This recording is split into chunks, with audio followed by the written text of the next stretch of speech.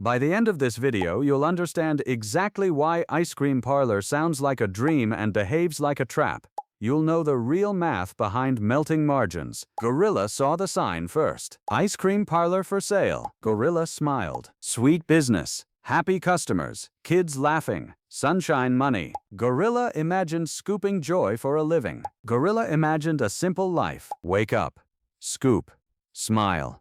Get rich slowly, sweetly, softly. Gorilla signed the lease before lunch. Gorilla did not read the lease. Day 1. Gorilla stood proudly behind the counter in a tiny paper hat, chest puffed out, freezer humming like a heartbeat. Gorilla watched the street. One ant approached the shop. Gorilla grabbed binoculars. Gorilla dropped to combat position behind the counter, fully camouflaged in sprinkles, tracking the ant's every move like it was a Fortune 500 investor. The ant walked past. Gorilla remained in position for 11 more minutes, just in case it came back. It did not come back. Gorilla thought, foot traffic will build. Gorilla was wrong. Week 1. Reality introduced itself. Rent, electricity, refrigeration costs that never sleep, because ice cream, unlike Gorilla, cannot take a day off. Every freezer must run 24 hours a day, 7 days a week, or the entire inventory becomes soup. Gorilla learned the freezer bill alone could buy a small car.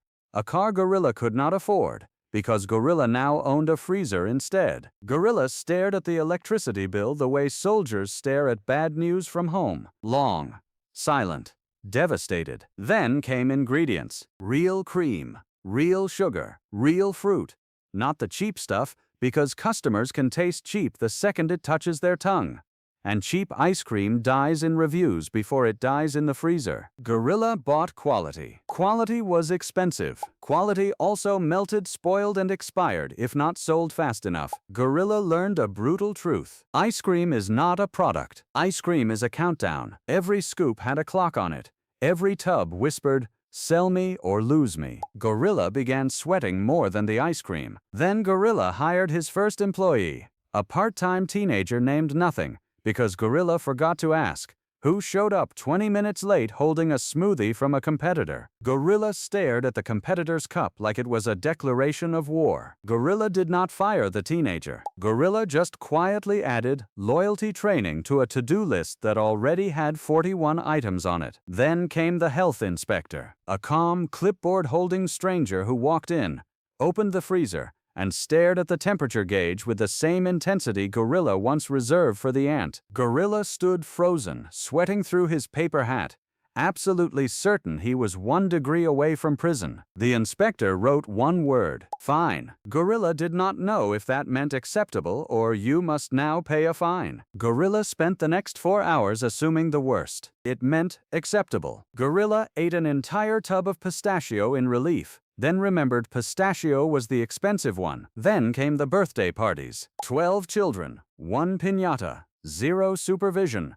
A sprinkles explosion so catastrophic it looked like a crime scene investigated by a bakery. Gorilla stood in the wreckage, holding a single dropped scoop of bubblegum, chest heaving. Thump, thump, thump. Chest beating right there mid-party, surrounded by 7-year-olds who assumed it was part of the entertainment and began clapping along. Gorilla took a bow he did not feel. Then came the seasons. Summer. Business was booming. Lines out the door. Gorilla felt like a genius, chest puffed, scooping like a machine, sweat dripping proudly into the syrup dispenser, which, legally we are told, is fine. Then autumn arrived, the line disappeared. The shop went quiet. Gorilla stood alone in a hoodie, staring at an empty parlor, watching a tumbleweed roll past made entirely of unused napkins. Same rent in October as in July. Same electricity bill in freezing December as scorching June. The freezer did not care about the weather. The freezer did not care about Gorilla's feelings. The freezer just hummed.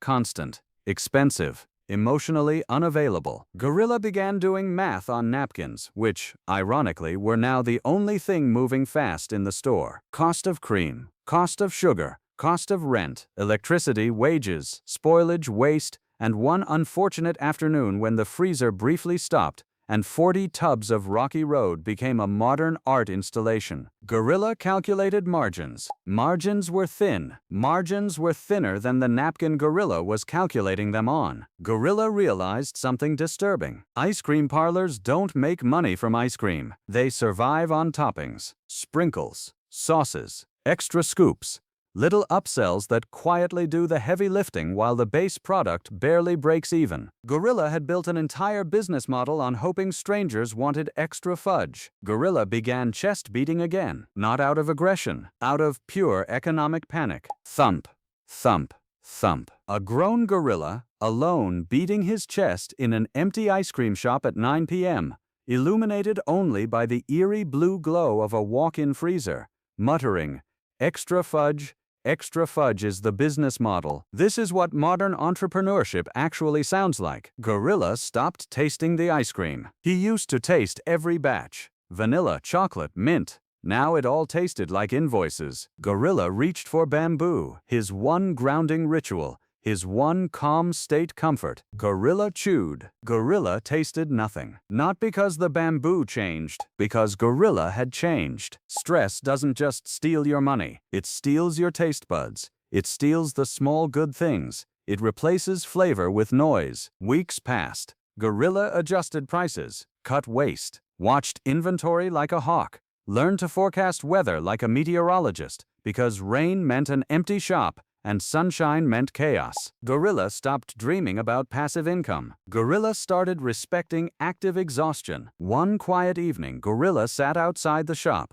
tired, sticky, slightly defeated, watching the same tiny ant from day one walk past again. Except this time, the ant paused, looked at the shop, walked in. Gorilla froze. A real customer. Gorilla scooped with trembling hands, presenting the smallest, most heartfelt scoop of vanilla ever served in the history of dessert. The ant took one bite of a crumb roughly the size of a snowflake and walked out completely satisfied. Gorilla stood there staring at an empty counter, processing a 5-cent transaction like it was a Wall Street merger. Gorilla laughed, a tired, honest laugh, because somewhere between the freezer bills and the fudge upsell, Gorilla realized something quietly important. Owning a simple business is never simple. Sweetness always has a cost behind it. Every dream job has a spreadsheet hiding underneath the smile. And happiness, like ice cream, melts fast if you're not paying attention. Gorilla picked up his bamboo again, chewed slowly. This time he tasted it, not because life got easier, because Gorilla finally understood it. The ice cream didn't make Gorilla rich, but it made Gorilla wiser. And in this economy, that might be the sweetest margin of all.